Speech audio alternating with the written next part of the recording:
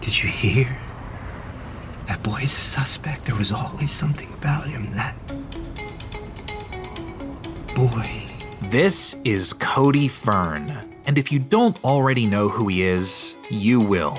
In 2018 alone, he starred in 3 of the biggest shows: American Crime Story, American Horror Story, and the final season of House of Cards. With just 11 credits on his IMDb, he's already shown an incredible amount of depth in his dramatic acting work. Cody didn't make the firm decision to get into acting until after he earned a Bachelor of Commerce degree from Curtin University in Perth, Australia, where he's originally from. In a 2012 interview for the Sunday Herald Sun, he said, "When I finished, I decided that every decision I make from this day forward will be purely based on intuition, and I'm not going to fight that." So Cody started taking acting classes, appearing in plays and short films, with his first on-screen role as an emotionally detached teenager in the 2008 short Hole in the Ground.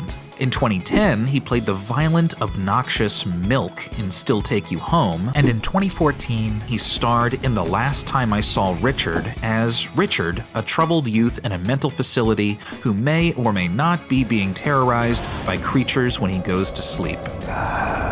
Dream. But one important early role of Cody's wasn't captured on film.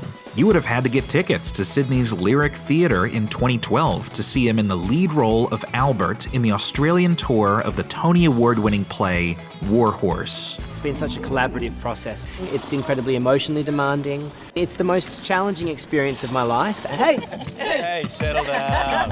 Then in 2017, Cody appeared in his first feature film, The Tribes of Palos Verdes, in which he and his twin sister try to adjust to a new life with their family in LA and are forced to deal with the emotional fallout of their father having an affair. You're a liar.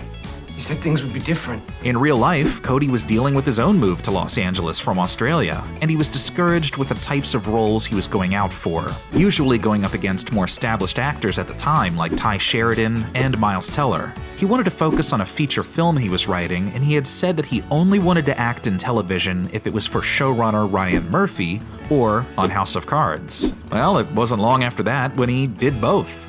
Is that what I'm running from? First breaking out with his portrayal of the fragile David Madsen, one of 5 victims of spree killer Andrew Cunanan in American Crime Story, The Assassination of Gianni Versace.